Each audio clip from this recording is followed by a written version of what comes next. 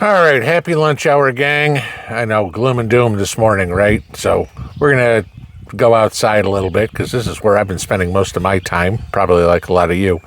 But a few of you guys have asked for garden tips and garden tricks and everything like that and just what I'm doing. So I'm going to kind of show you a little bit of what's going on because at this point, I'm just about planted for the season. So what I'm going to do is I'm going to go around all the gardens and give you some tips on each one of them. All right, so garden number 1, and multiple things in this garden. This is a 18 by 24 garden, and as you can see, what I've got in there is my onions. You should have your onions in by now. I'm in zone 7, so by now, pretty much everybody, maybe unless you're in Maine or upstate Minnesota or whatever, you have your onions in. Because onions like the cooler weather. Unfortunately, we've had some cooler weather here. At this stage where you can see my onions, there is still green growth. So they're maybe about a foot high, all the fronds on there. You still want to be feeding them nitrogen at this point. They have not started bulbing. So if your onions look like this or any less than this, still a tablespoon of a good nitrogen fertilizer. Moving into the center, we just planted these yesterday. Those are bush beans, so all you see is holes. They haven't come up yet, but it's time, 1st of May, to get bush beans in around here. And then over on that end, you see tomatoes. Those are mortgage lifter tomatoes. I'd say about half of them made it from transplant. And you can see some of them are looking pretty good. Some of them did not make it. But again, you want to get nitrogen fertilizer. And at this point, this is about the time you want to get that first dose of any sort of calcium you have on there. So if you've been soaking eggshells, doing that trick that I've showed you before, this is the time to get the first dose of calcium in there. All right, moving on to garden number 2. Again, this is another 18 by 24 garden. On the far left side there, you can see my garlic. Somebody had asked on Tuesday about when to pick garlic. And again, there's nothing I need to do with this. This got planted last fall. Between Halloween and Thanksgiving, and you can see it's about 2 feet high. The stalks are about as thick as your index finger and going. In between the garlic and where you see the beginning to landscape fabric, there's my asparagus. I don't know if you can see the one in the center there. That's not big enough to harvest, but I picked some asparagus this morning, and I'll usually get 4 or 5 asparagus spears a day. Pick those and go. Okay, so then this is the big one. And a lot of you have asked me about this. This is this year's sweet potato patch. And those are all straw bales. Okay, there's 16 of them in there. I think I only get 15 in the picture unless I move over. Okay. And as you can see, they are dark in the center. And what that is, for the last 3 weeks, I have been conditioning my straw bales to plant my sweet potatoes in. All right, and basically what it is soak the bales with the hose until you get water running out the bottom, which basically means about 5 minutes of just full blast hose in the straw bale. They'll suck up a lot of water. Okay. Every other day, I am putting about a cup of nitrogen fertilizer on there. You don't need to go crazy on expensive stuff or whatever it is. Your typical grass fertilizer works fine because what you're trying to do is get the straw, which is a carbon, mixed with the nitrogen to compost in the bale. And if you look at the bales, you can see how it looks like a planter box, right? The straw on the outside is gold. The straw on the inside is black or dark brown, whatever you want. You need to do this for probably about 2 weeks, maybe a little bit longer. You'll know they're ready for planting and the reason I'm doing this video today is because I know mine are, because you will finally start getting mushrooms growing out of your straw bales. And I went out here half an hour ago, and out of the 16 straw bales that are here, which I'll plant 48 sweet potato plants, I have mushrooms in 12 of them. By tomorrow, I'll probably have mushrooms in all of them. And at that point, just pick the mushrooms. You can see some grass is growing in there from the straw seed, if you will. That's not going to hurt anything. That's just more nitrogen. But then I'll be able to plant in that. So on the far end, I guess to do this, I have to walk out. So let's walk over here. On the far end, down here, I have my cucumbers. And what I plant? 4, 5, 6, 7, 8, 9, 10 of them. Looks like 2 of them I've got to replant. Yes, I plant plenty of extras. So at this point with your cucumbers, which are in the ground, you want to get a good amount of nitrogen fertilizer on them as well, because you need those to grow green, get that green growth. You need them to start trellising on up. And if you saw back with my tomato plants or here, I just use concrete mesh and T-posts as trellises. They're a hell of a lot cheaper than anything you're going to buy in the store, and they'll last you a whole lot longer. So that's garden 2. All right, so moving on down to garden 3. Again, this is another 18 by 24. And what you are seeing there are all my cabbage. Okay, and there's, I don't know what, 1, 2, 3, 4, 5, 6, 7, 8 rows of cabbage. About 75 cabbage plants. We eat a lot of cabbage. Okay. Cabbage is loving this cool weather we have. It's in the 50s at night, 60s, maybe low 70s. They are loving this. They've been in for, a couple of weeks now, but they have at least tripled in size, doing well. I don't know if you can see, but this is a challenge that I am running into this year. Now, let's see if I can focus on one here. There we go. Right in the center of the screen there. You see on the underside of that cabbage, I have cicadas that are going onto my cabbage. They're not eating anything. They're coming out of their cocoons. They're this stage of their life. And so I've been going out and just flicking them off and stepping on them, but I probably killed about 20 of them this year. The cabbage is fine. The deal with cabbage that you got to make sure of is that you make sure that you have enough water on them. They are very thirsty, very heavy feeding plants. So again, before I planted these, I put an entire bag of 10-10-10 in this garden. And obviously they are loving it. Unfortunately, so are the cicadas, so I got to go out and kill those. Moving to the center, I'll try to center it there. Those are beets, okay? And I know a lot of people don't like beets, but growing beets. Beets are, again, going to like the 10-10-10 because they are a root vegetable, so they're going to like the phosphorus. They're going to like the potassium in there. The green growth, of course, is important because they've got to photosynthesize, but as you can see on the far end there, they all took very nicely. On the near end, not so much, so I replanted seeds yesterday. And then the top 2 rows in this garden are lunchbox peppers. They are sweet peppers. We don't need any bell peppers this year. I've got more bell peppers in the freezer than I know what to do with. But Mrs. P likes eating the lunchbox peppers, those sweet cylindrical peppers. So we've got those growing. We planted those yesterday. They are just getting started. Obviously, we started them from seed in the greenhouse, and they all made it overnight, so that was good.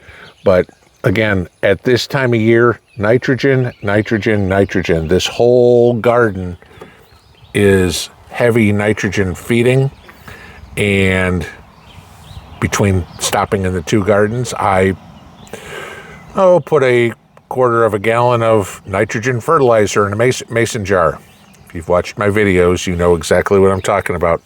Urine, human urine, is one of your best nitrogen fertilizers. That's free. Just save it, dilute it, and you can fertilize your plants with it. All right, let's move on to number 4. Okay, garden number 4. This one's 24 by 40. This is my big garden.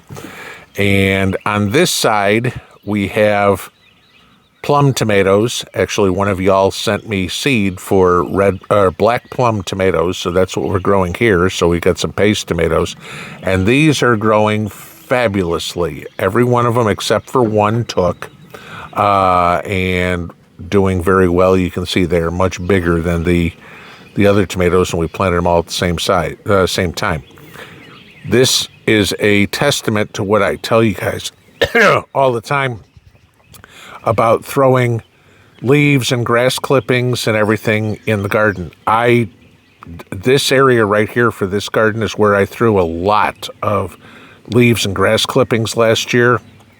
And as you can see, it looks very earthy, I guess, if you will, the soil. But the fertilizer that it's getting from all of that is fabulous. Why aren't there any weeds? This is the other thing I've mentioned to you guys. Preen. After we put the tomatoes in, we hit this whole garden with preen to keep the weeds out. It's done a fabulous job so far. There are a few, sure, okay, but no problem there. I didn't have to use landscape fabric because I was not trying to take out my T-posts that I have set up for my pea trellises. If I move over to this side of the garden, that is all corn, okay? The first row, the one on your left, is the last row that we planted direct seed. Everything else that's out there, that was all seed I started in seed trays. I know people are going to say, why the hell do you start corn in seed trays? Well, I got squirrels and chipmunks and crows. I live out in the country, okay? And you can see all the trees, okay? So we get all the birds. They love to come pull all the seed out. If we start the corn ahead of time and put it in the garden as seedlings, they don't bother it as much. And so I don't have to spend as much money on seed. Big deal with corn. And this goes back to what I was saying with peeing at a bottle. Corn needs a boatload of nitrogen. Remember, corn is a grass. Same thing. With landscape fabric like this to keep down my weeds, I have to use liquid fertilizer. Okay, I can go out and spend, I don't know, what, $8 on a bottle of liquid fertilizer, or I can make it myself, literally, and then just put it through my little contraption there to fertilize. So every other time I water these, I just hook it up to my little contraption there to put nitrogen on there, fill that jar with urine, all right, and what do you know, 15 minutes of watering, and I've added a bunch of nitrogen to my soil, and my corn looks good. So that's that part. Now we're going to go on to fruit. Okay, so right here in front of me, there's 6 plants here. They're on the edge of this same garden we were just in. I have blueberry bushes. The biggest one is right there in front of you. And you can probably see I've got, if I can blow that up at all, we'll try it. We've got blueberries forming on there, okay? If you've got blueberry bushes, blueberries need acidic soil. You will kill them if you leave it in native soil, unless, of course, you live in Hawaii or something like that. You need to put soil acidifier in there. And yes, I know everybody talks all the time about, oh, used coffee grounds. No, the acid from the coffee grounds you're taking in when you make the coffee, you've pretty much neutralized all the acid in the coffee. Get yourself some soil acidifier, get yourself some sulfur to acidify the soil. You need to do that in the spring this time and in the fall. You need to keep those plants alive. I've got a bunch of new ones I planted. We had one that died after last year. We had 2 plants out here. The one I'm showing you is a 2-year-old plant. The other ones are all 1-year-old plants. But with your blueberries, make sure you get soil acidifier on there. That is the most important thing you can do to keep them growing. The strawberry patch. Everybody probably has one of these. We've actually picked, about 10 strawberries already. I have June-bearing strawberries in here, and we've actually picked, I don't know, half a dozen or so. And there's a few that get red in here. We'll be picking strawberries like crazy by the end of this month. Okay. You want to hit these with the one I use is called Berry Tone, and it works great. The downside to strawberry patches, as you can see, is you get all the little grass weeds in there, and that's really difficult. I've actually got a couple of oak trees apparently growing from squirrels that have done that. There's a dandelion in there too. Not a whole lot I can do to it at this point. I just kind of want to let it go. I don't know if you can see them in there. There's some other ones turning pink. But at the end of the year or end of the season, after I harvest, I can go in here and clean all this up. I can literally mow down the strawberries and get the weeds out, do what I can. Unfortunately, there's no weed killer or anything like that I can put on the strawberry patches to get rid of the weeds, because the weed killer would kill the strawberries too. So, all right, one last thing, we'll take a look at fruit trees. Okay, last thing we want to look at, fruit trees, and I'm not going to go through every one of them because I've got peaches and plums and cherries and apples and everything, but pretty much the same that you want to look at. I mean, I don't know if you can see, let's see if I can blow this up here somewhat. How much can I get? But you can see on there, I've got peaches on this tree, all right? And the plums are the same, the pears are the same. You know, at this point, they're shooter marble size, let's put it that way. And the big worry that you get at this time of year now is fungus because of the rain in the spring, and bugs, okay? So depending on the issues that you have, and I got to wait for the rain to come through tonight before I do this again, use a copper fungus spray on your trees, especially on plums. I don't know if you can see it over there, I've had a fungus issue in my plum trees, okay? And the insect issue that you end up getting, if you want to go, now that everything is already pollinated because you have trees, using Sevin on there is fine, Sevin, okay? I use that. And using kaolin clay. And I will wind up spraying these with kaolin clay, and then I come after them with Sevin if I need to get it. The big deal is that you are trying to keep the bugs out of the peaches. I will inevitably have to clean up the trees because there's tons of fruit on these things and they will weigh down. I had a branch, I don't know if in the center of the peach tree there, you can probably see there's a hole. If you kind of look right toward the window in the house, there's a branch that I had to cut out because that one broke off because it got so heavy with peaches. But there are hundreds of peaches on that tree. But hopefully I won't have Bigfoot or aliens or whatever steal all my peaches this year.